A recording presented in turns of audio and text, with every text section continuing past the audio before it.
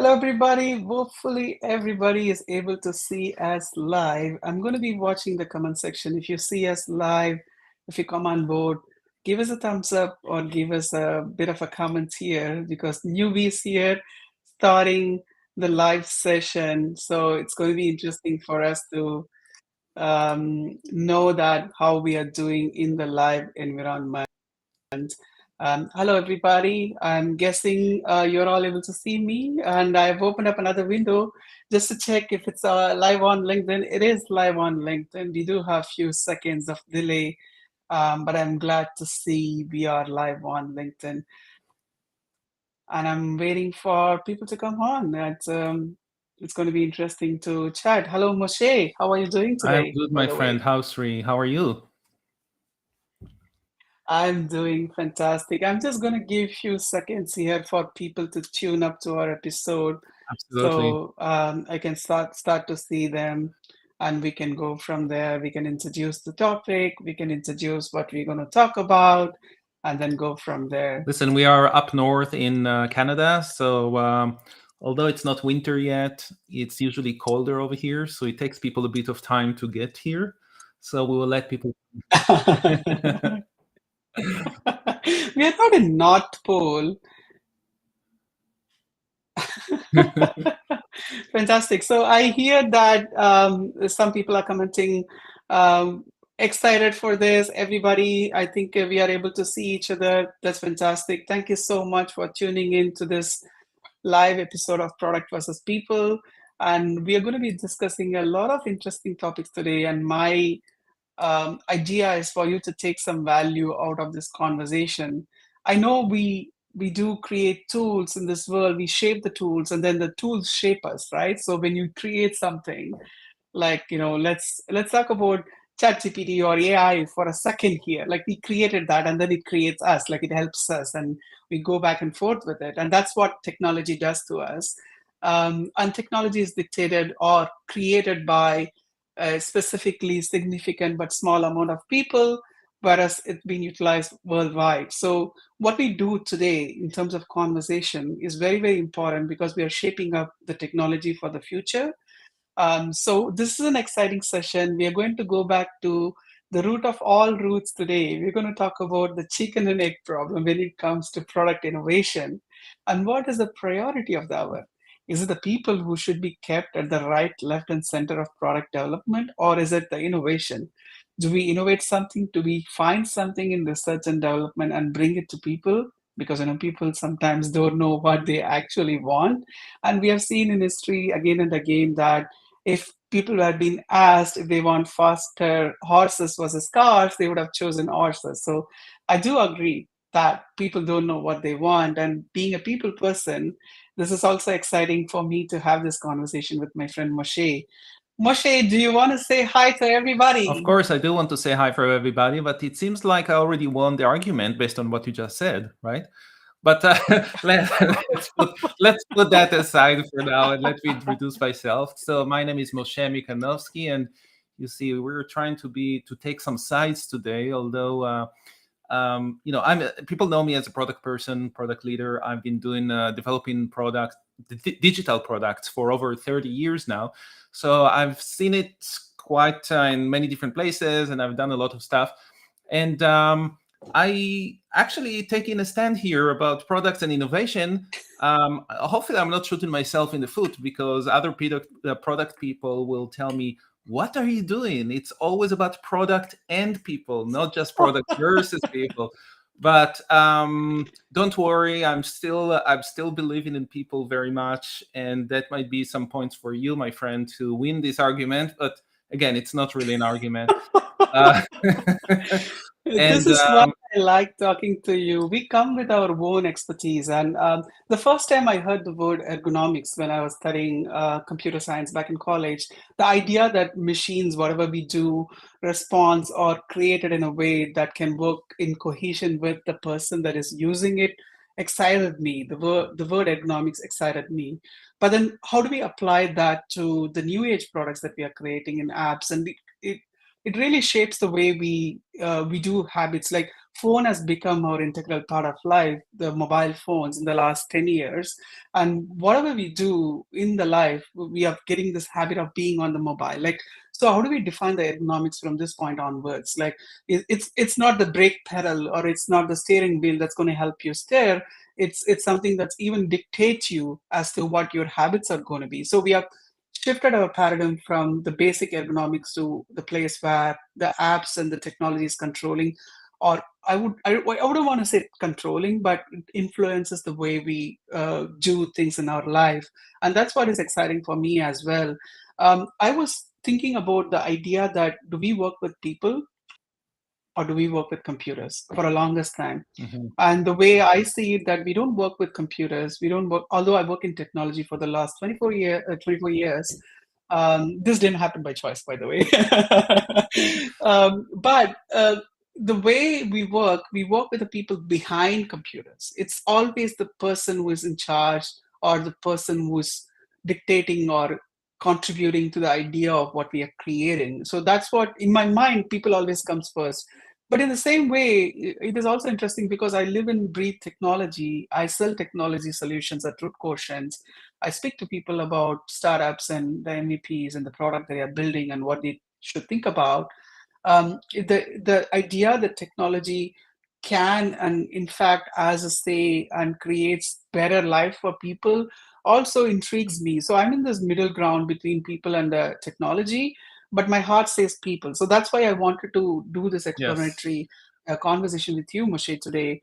And today we're going to be talking about specific examples in health tech and fintech and education tech that you can take home with you to understand how this has been shaping up in the conversation for the future. And also, this is not going to be our first and only attempt at it. Like, I want this to be more of an interrogative and explanatory session where we can understand from you as well as the audience as to what you think. And this is a very simple problem. Like when I spoke to my manager yesterday, that I'm going to be speaking about this, and isn't it very clear? Like it has to be a combination of both. That's exactly what it is. It's a combination of both. But how do we define what comes in the forefront? Do we let people decide what they want, or do we let technology and research decide what needs to be taken forward for the next generation for the technology innovation? So that's what we're going to talk Yes. about. Moshe, do you want to start with your argument about Before that, products? I do want to comment, maybe make two comments here because of the time where we are right now. There is a lot of uncertainty in the world, and there is a lot of struggles in some areas that affecting us personally, and that kind of sent me a reminder this week that without the people to actually be there, peacefully, living peacefully to actually use the products, there is no reason for any product. So again, shooting myself in the foot here, that really we are building products for the people. The other comments I wanted to say before I get to some of the examples that we wanted to talk about is, you mentioned before, you were pointing at your head and you're saying this is because of the products that you're using, where so you kind of blame the products. I actually not blame, but I'm lucky that I also for very long years using technology and using product and building products, and I still have some hair on my head, but I kind of not blame, but bless my genes for that. So my parents, this is more like the people side of things. So it's interesting how each one of us can also blame the other area for where we are right now in our in our life. But yeah, Course. Go ahead. exactly. So that's just a couple of things that we how our life in general affecting how we think about products and how we think about people that are using those products and what comes first and all that stuff. But I wanted to start with just a few simple examples that everyone knows, and then we can speak also about some more other type of examples that might be a bit closer to our hearts. But do you know, Sri, when was the first time that a digital camera was created? Like an action digital Oh, camera? that belongs to your generation, not mine. But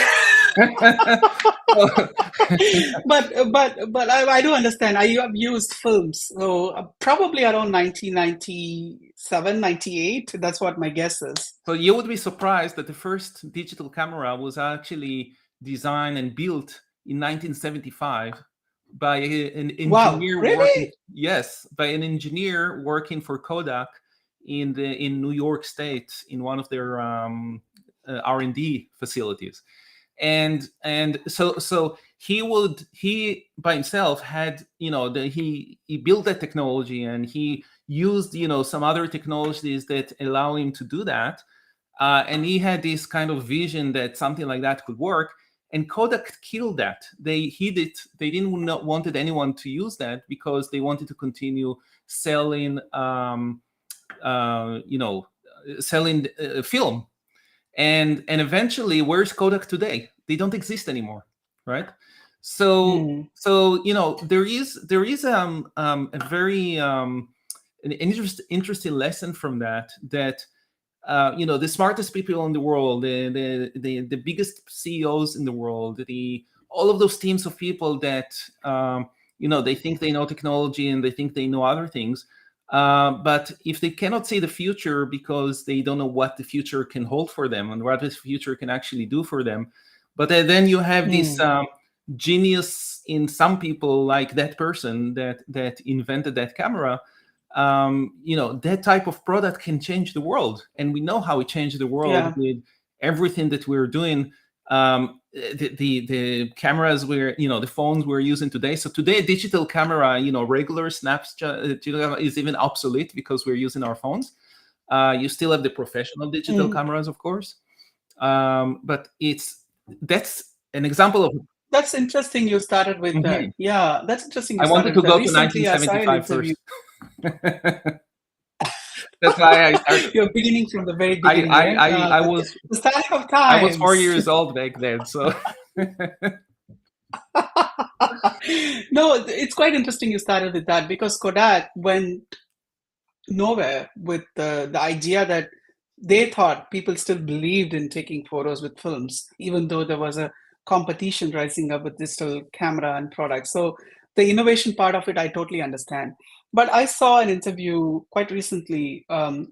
It's a very old interview of Steve Jobs. He talked about Xerox and how product should always follow people, not the other way around. He told that Xerox could have become the best company in the world if only they understood it's not just toner heads or selling toner heads to the people. It's about how they respond to user interest in terms of document management and things like that. If they went digital, they would have been next IBM or something. That's what Steve Jobs said, not me. But that makes me wonder, if, even with Kodak, if they have really paid attention to the way the people are using the product. Like when I used Kodak, the films, it's very hard to know after you've taken a film, you have to develop the film to know that the film has developed and it has the shot was not shaky and everything. So if they have understood the users better, like if they put the people in the center of what they were doing, they would have understood the real challenges there and they would have navigated that with a better version of the, Mhm. the the camera that they were building on.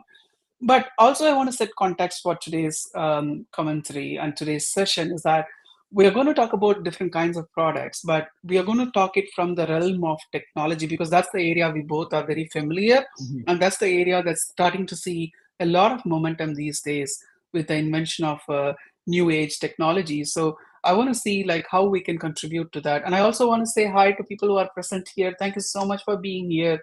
Swati, Priyanka, James, and I really am excited that you are all here to navigate this with us. And thank you so much for being here. Yeah, go ahead. And please, Appreciate for everyone that is joining us, we would love to see your comments or questions or opinions or other ideas related to the topics we're talking about.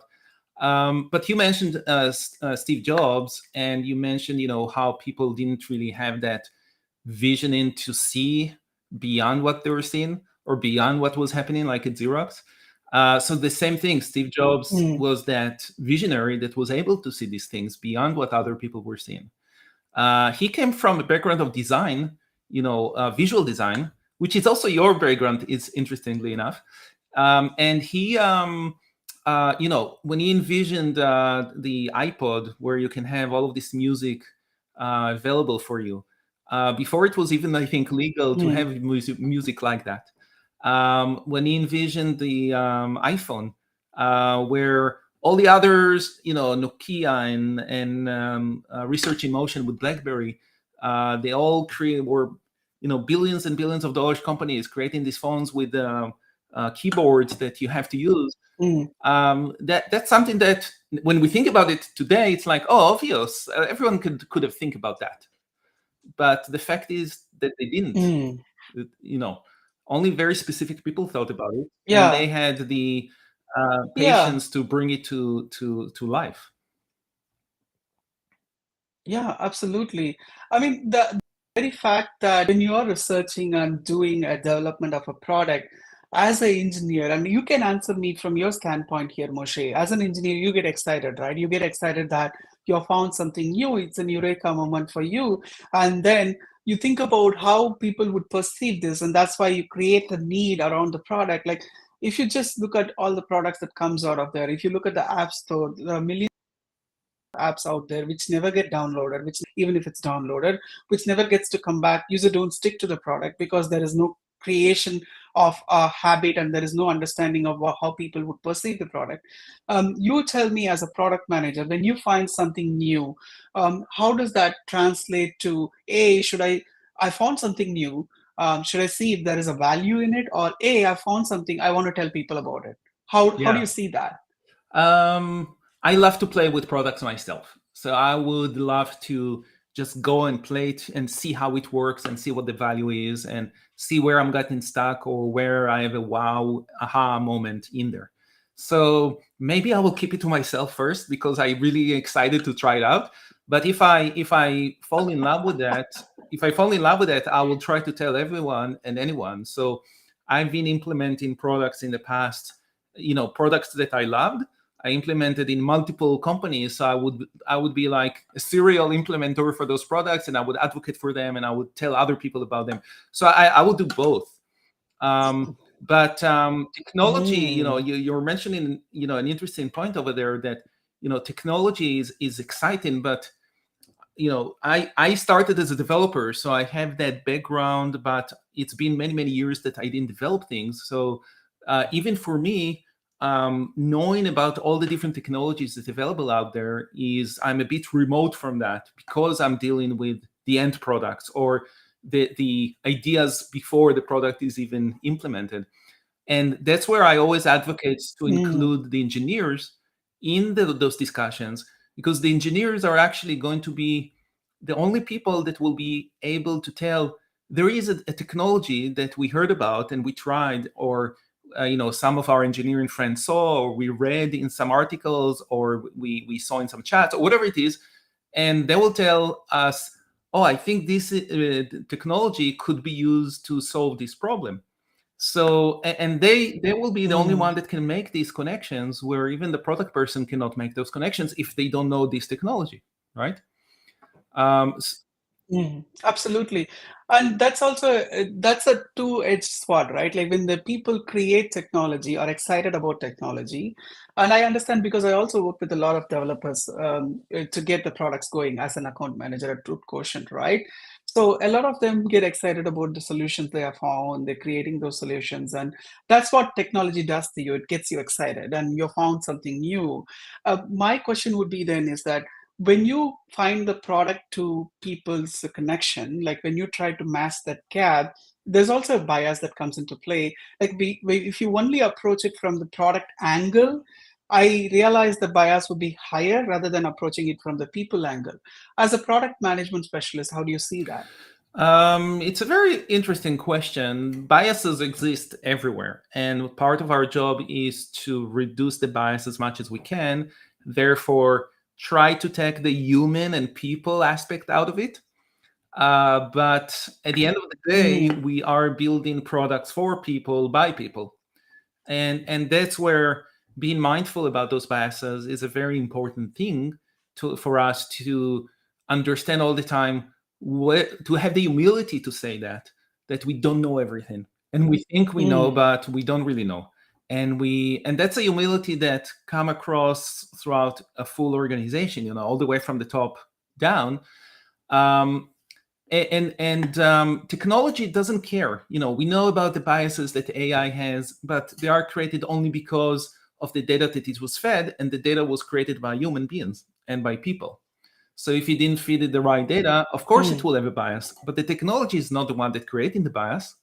It's the users that are creating the bias, or the people that created bias. So to me, the technology itself is unbiased and it's very blind.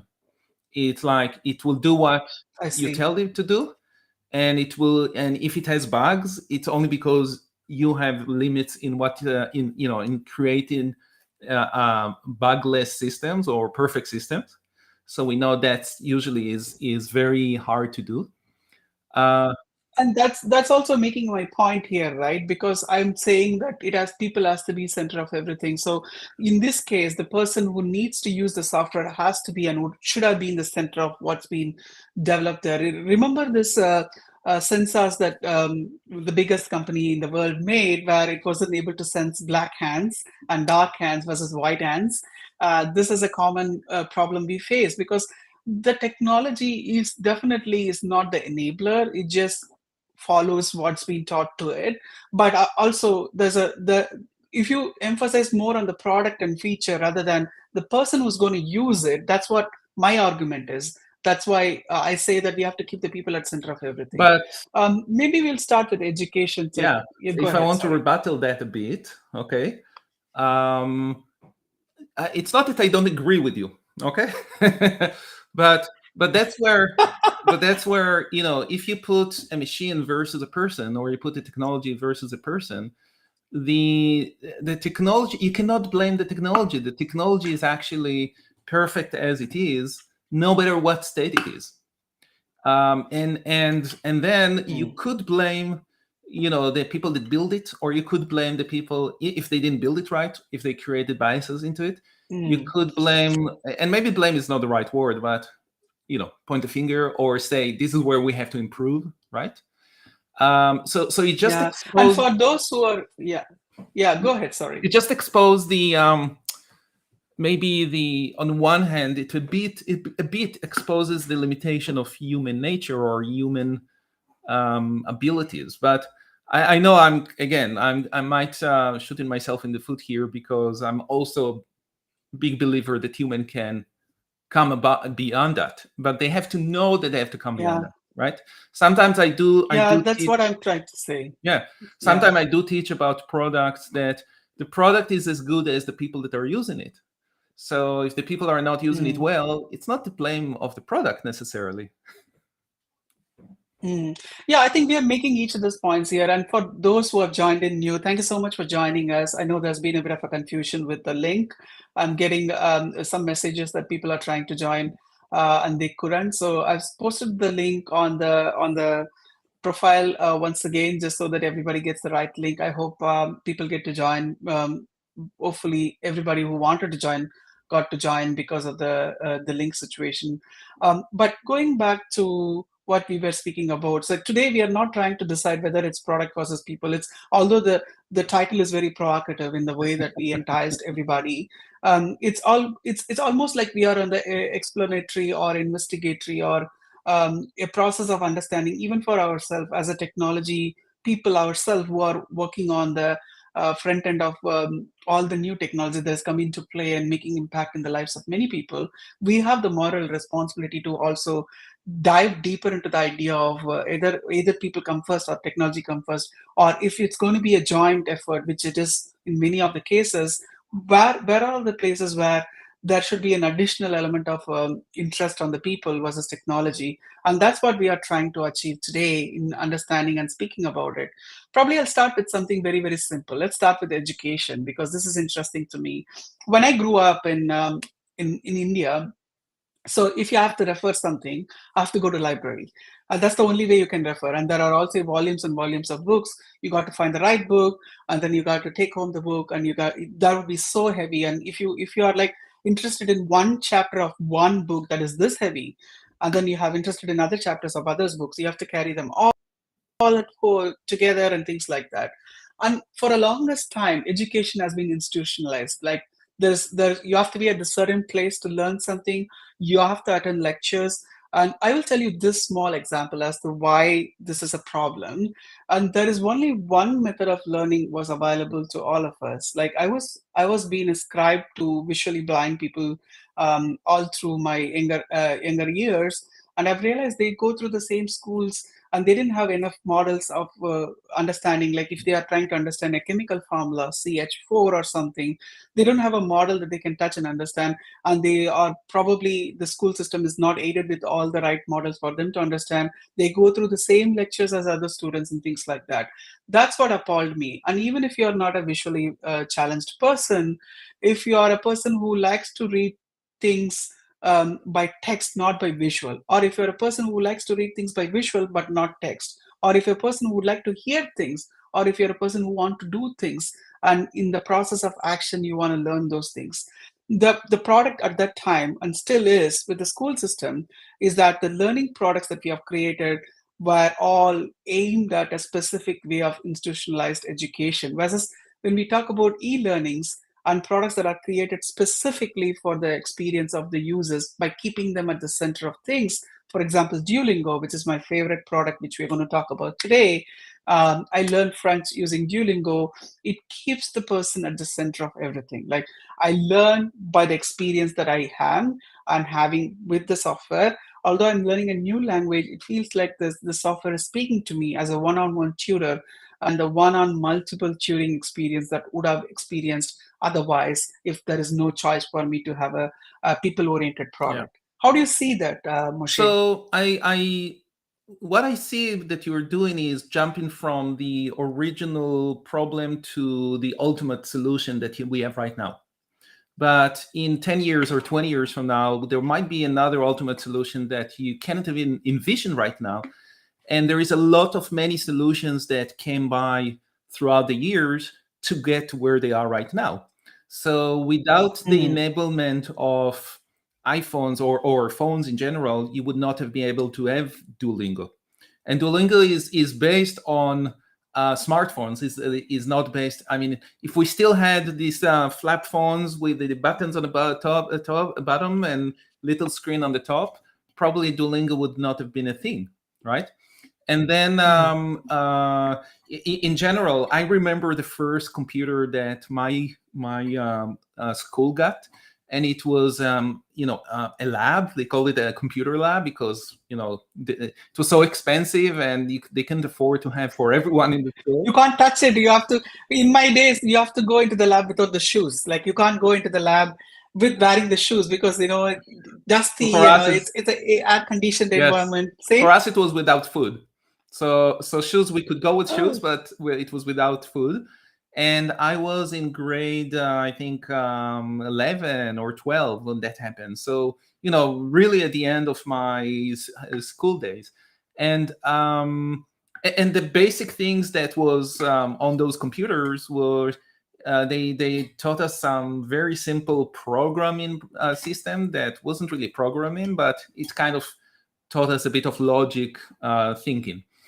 But there is a lot of technology that had to be developed in order to get to where we are today with Duolingo. yes, And I even with agree. Duolingo, Yeah. I love Duolingo as well. Although I was kind of burned by their streaks, and I was like, "This is too much stress." I love the streaks because You and me both. it keep me with a habit, but on the other end, it was very stressful sometimes. And I learned Italian on it, so there is a lot of I can't say I can speak it, but there is a lot of good things that came out from that I can sometime read Italian a But bit. here's where I can rebuttal as well. Like, if you think about it, I do appreciate the fact that there has been a lot of products on which this has to be stand on top of that. Like the Duolingo is the last product that was built. Today. But if you think about it, there were also other e-learning platforms that didn't quite make it. Why did they not make Mm. it? Versus Duolingo made it, and we are talking about Duolingo here a lot. And then why did Duolingo become popular? Like for user experience, user design, and the way it makes you learn things. You can be anywhere in the world to learn it. and you can have one-on-one learning. It's a customized learning approach. You can practice those things that are harder to you versus what's common to Yeah. everybody. Even with e-learning tools, there were always curriculums which are well defined. It was not a customized curriculum.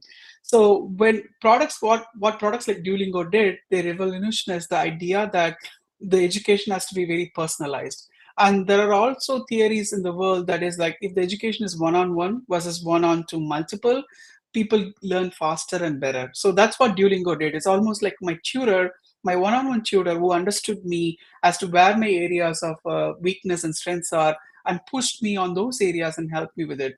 So if not for user-centered experience, this couldn't have happened at all. Mhm. Like if people have just thought that, oh, this is a great feature, I'm going to implement these features of ABCD, that wouldn't have just come along as a that wouldn't have transformed as a the feature to user experience that I'm talking Yeah, about. yeah.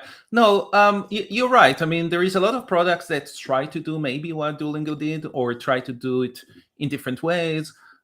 Many technologies fail, or many products fail, because the technology is too early, and there is no adoption of that specific technology. So if you remember the first smart TVs, or not even smart TV, flat screen TVs, that was the plasma TVs. They cost $10,000 to when they came out, and there was only one store in every city that sold them. So it was a very early technology that there was no adoption. If Netflix would have tried to do what they do now, they could never have done it, because there was no streaming, Hmm. there was no TVs like that, there was no high definition. So there is a lot of things that still needed to be adopted. So that's some of the reasons why some of those technologies are failed. But Hmm. you're right. I mean, there is a definition there, and I agree with that note about seeing how people are using something, and to help the people adopt this. But at the end of the day, Yeah. and that's another reason why some other products failed, because the people that built it did not have the um, foresight to actually do it, or they did not know how to do it. So Yeah, this is where the user-centered I'm design comes into play also, right? exactly, Yeah, and sorry, I'm go ahead. blaming again the people behind it, and not the product themselves. So the products were fine. The people that built them did not do their job of actually looking in. You can't keep hiding on that rebuttal all the time, Moshe. You got to sometimes own the product responsibility of that. But we do have a very good comment from Swati. She says that great conversation going on here reminds me of the Tata Nano case that illustrates a critical product people misalignment. Despite its affordability and functional value, the cheapest car label hindered its acceptance. People didn't want to own a cheapest car.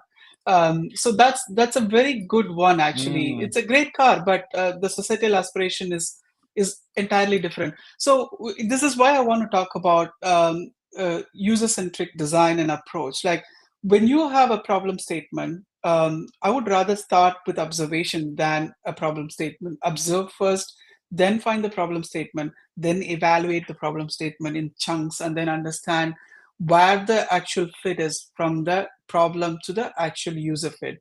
So this alignment has to be really, really clear, not only because we want to create a product that is of great use, it helps in easy user acceptance, it helps in easy user retention, it helps in droppage of waste.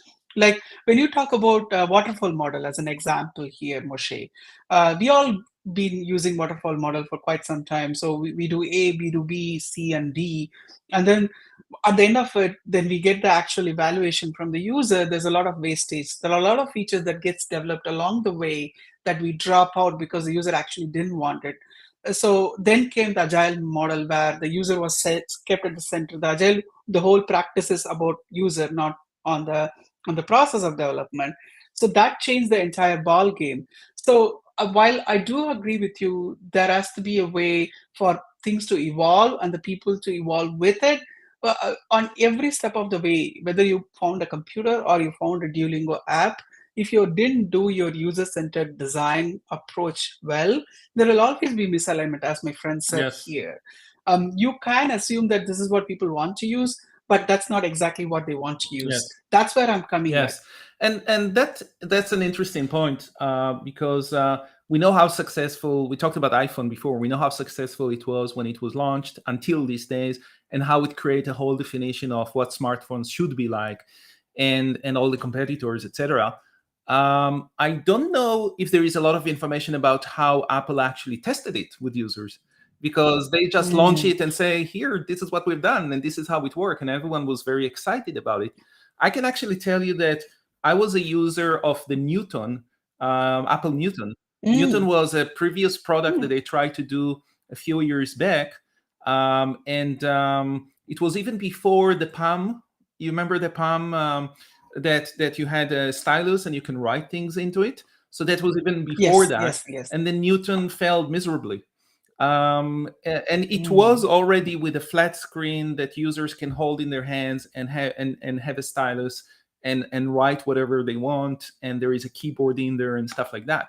So the product Mm. itself was actually really, I liked it. I didn't use it for a long time, but for different reasons. But it was just too early for its time. It was not, Mm. there was not enough ROI for them to actually continue, making them and marketing them, because people just didn't understand what it can do. They Mm. When you say too early for its time, I would probably look at it this way, Moshe. Too early because they didn't test it. Too early because they didn't involve the customer from the beginning. Mhm. Too early because they probably saw users as personas, as roles, and not as people. And this is one thing I keep talking about in other areas as well. Like when you because you don't understand, you don't empathize. Like even the word uses, when we use within the technology and we write documentation, it's very dehumanizing because you assign them a role and then you think that's it, but that's not the case. You rather so there's a new approach to this in user-centric design where you name this person, you name an admin person, like Sophia or somebody, and then you humanize that person and A the needs persona. of the person in the way you Yeah. work on it. Like this is how user-centered design can play a major role in bringing back the people to center of what we develop here. Hmm. So when we also talk about developing products which are either early or not a market fit, I would always go back to the root of all roots. Did it create on the basis of what the actual problem was? Was it gone through enough testing? Did they evaluate enough testing and then usability? And then did they do the iterative approach to it? So I'll give you one example. I used to work for a company which did designing of jewelry sometime ago, and I was in the business analysis position there. I was a business analyst. My job was to talk to users and understanding what we wanted in a new ERP system. By that time we had an old ERP system which was clunky, was developed in Foxpro or something, and everybody hated it, and then we wanted to find a system that could replace the existing system. So my job was to go and speak to the users and collect the requirements. And I told them that I want to do observation more. I want to sit next to a person at every step of the way, how the jewelry is being produced, what they go through, what are the important decisions they take along the way when they're placing an order, when the order goes through the factory, when the order gets shipped, and things like that. Hmm. I was always asked not to speak to certain people, like especially one, because he's a troubled user. What I later understood is that he's not a troubled user because he had a lot of feedback. They were actually good feedback, and Yeah. you could have gone to a system, and like I can totally visualize what happened here. Like when I went to his system, his desk, he had all these cheat sheets on the table, like for different ring sizes and for the items that are not available in the store or in the supply chain that's going to take longer, how he can handle with supplement items and things like that. So he did many things outside the box, what's considered outside the box, because the existing system, both the process as well as the software, Did was not. not allowing him to do Exactly. what Yeah. is supposed to be doing, putting the customers at the center of what he was developing. Yes. So Yes. I would still go back to that feedback loop and closing that feedback loop. And at this point, I really want to jump to the next one, health tech, which is really, really But big. I do We want are to at the agree with exciting you. times. I do want Yeah. to agree with you. Okay, so so I do agree.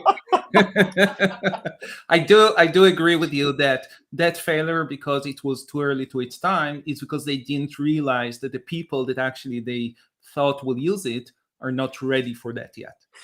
So Yeah. now let's move on to the next topic. You wanted to talk about healthcare, right? Health tech. Yes, I want to talk about healthcare because we are at this cusp of, creating a whole new arena and Pandora of healthcare solutions based on tech and how tech can aid in healthcare. I want to start with a very interesting product which I also loved, and I got to use it when it came, but I don't have it anymore. Is Fitbit. So Mhm. Fitbit was I was looking at the conversation of James Park, who was one of the founders of Fitbit, the other day in trying to prepare for this conversation, and so how it came about is quite interesting. He wanted to monitor his own health, and the very fact that just like education, even healthcare and data of healthcare is very institutionalized. Like if you want to know your BP, if you want to know your heart rate or something, you have to go to doctor at that time or go to a clinic to get it checked. And the data was owned by the clinicians, and they won't even give the data to you. They say that it will be sent to the doctor and things like that. When Fitbit came along, it revolutionized the idea that you are in charge of your own health data. I know there can be a small sinkhole which you're going to probably attack me and say that people can get panicked about the health data and things like that. But Mm. for basic things like how am I doing and how many steps I have to take and customizing those exercising routines to the habit that I have and the body type I have, and to be able to map that. And now I have I watch where I can close the loops, and it makes me more active. And this control over health was only possible with user-centered approach to designing products in health tech. Mhm. But I'm going to ask you this question. I'm going to shoot myself here and ask you this question. A lot of health tech was based on innovation we found in technology with respect to imaging solutions and such, like data solutions and data mapping solutions and such. So, how do you see this as a product manager? Yeah, I mean, I think it's a very similar answer to what we talked about before about the evolution of software and evolution of technology. And here we're talking about, IoT, and we're Internet of Things, and we're talking about both software and hardware components. And actually, many of the examples we talked about before are the same with the digital camera and with iPhone, etc. With Fitbit specifically, if you think about Moore's law, that every 18 months to 2 years the chips are going to be smaller and produce double the speed and half the price, then that's what was enabling to create a chip so small that you will be able to put on your arm in such a neat way. If you would have to do it 10 or 20 years prior, you will have to put a whole computer on your arm, so that wouldn't have worked. So it's definitely the advancement of technology that enabled that. And the other things, the way I see more of like the where people are coming into the picture here is the self-serve type of solutions, Yes. where you don't have to Mm. go to a central place to get your blood everything measured, all your Blood health, pressure the measured or blood pressure heartbeat measured measured and at. stuff like that. You Yeah, can do yeah, it on yeah. your own, and then it feeds the system.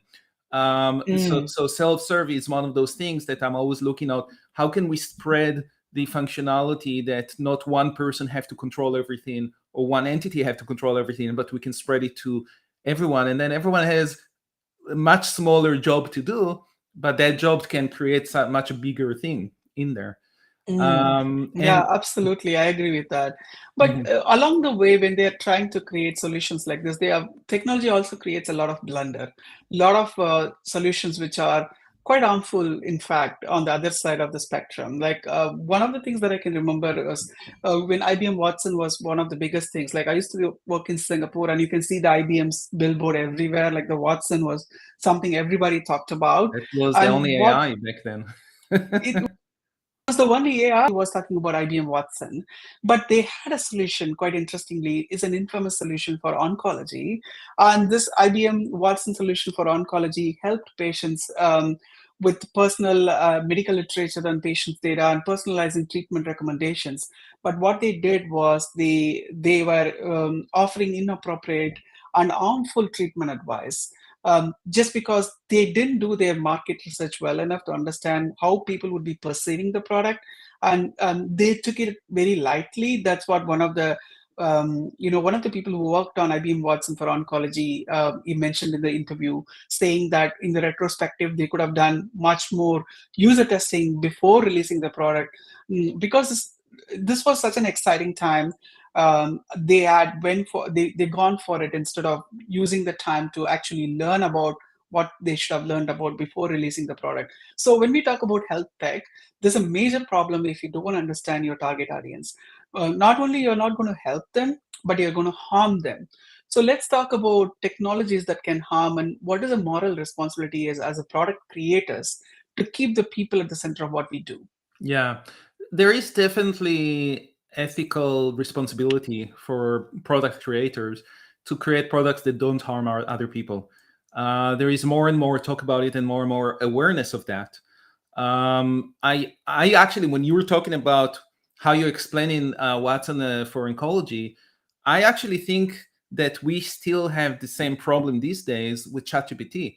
And we had some one-on-one discussions about it. You know my opinion about ChatGPT. I know your opinion about ChatGPT, and there is lots of different opinions out there about ChatGPT. But I think that ChatGPT still have the same problem today because people trust it too much.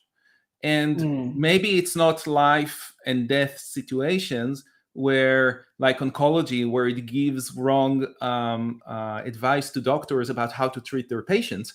That is something that you definitely want to trust the machine, that the machine is telling you the right thing. And yeah. I'm happy that they realized that it was harmful and therefore they shut it down. But I believe that ChatGPT has the same issues, maybe on a smaller scale, because people trust it too much. And that's where I'm Yeah. actually taking the people perspective here, if you don't mind, where I'm Mm. saying we have to have responsibility to make sure we trust the right product. The same thing with security, that we don't want to be, under attacks of spamming or phishing or viruses or whatever it is, and we have to be vigilant about it. The same way we shouldn't really trust generative AI just because that's the thing right now, right?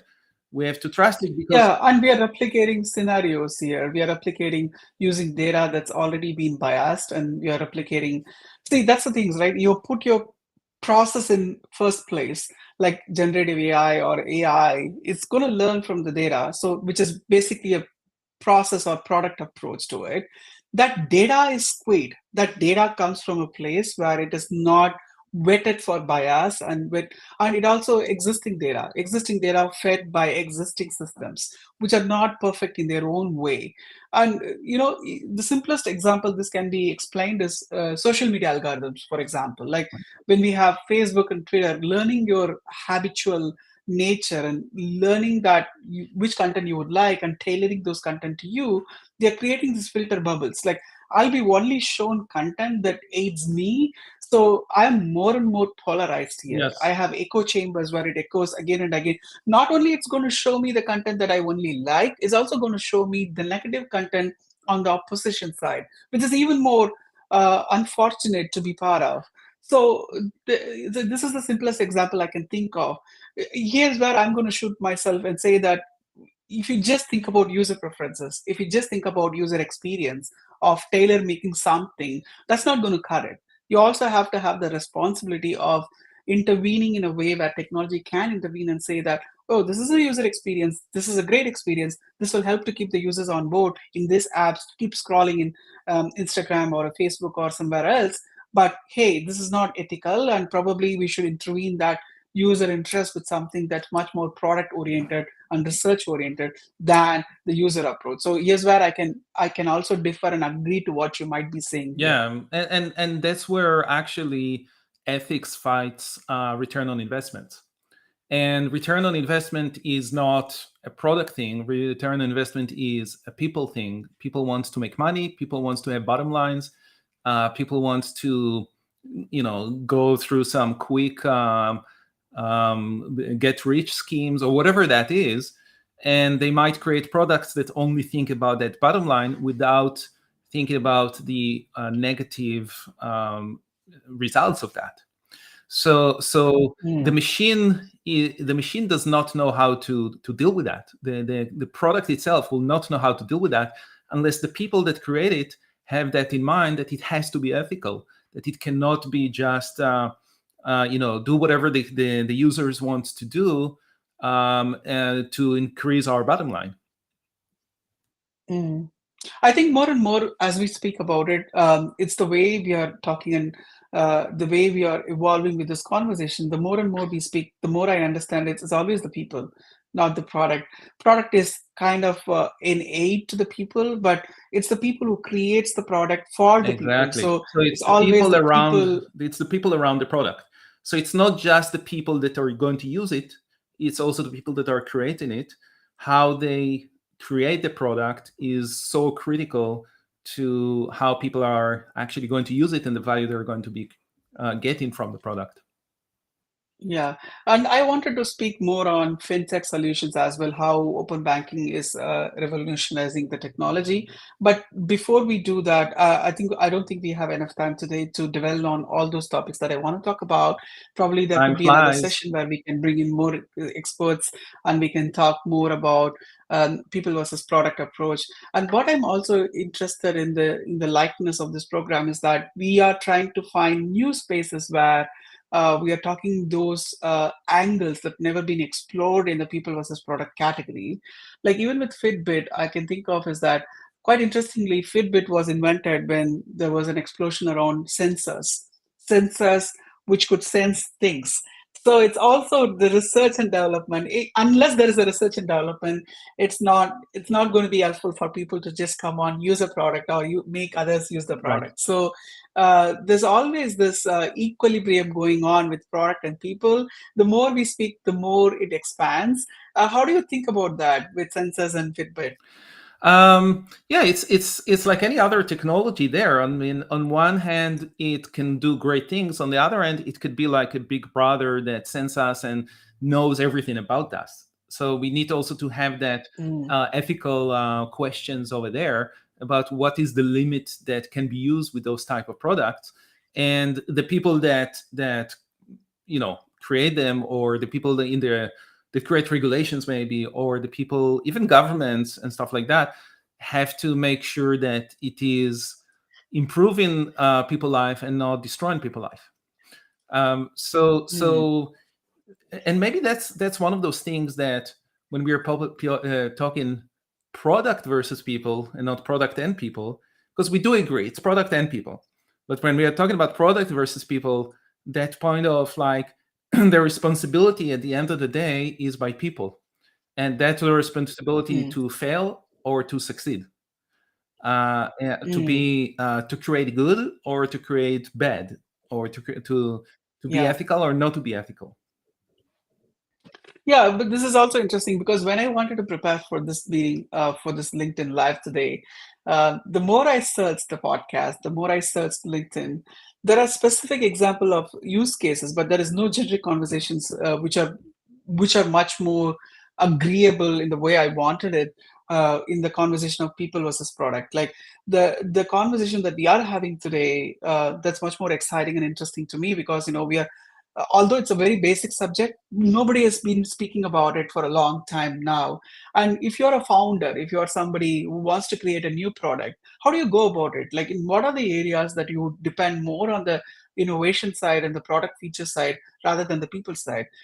In what areas do you actually depend on people side? It's not one versus other always, but the way we have created this LinkedIn Live is where we are exploring and we are trying to find ways to regulate this conversation to understand that which can take a lead on which situations, and that's what is exciting to me.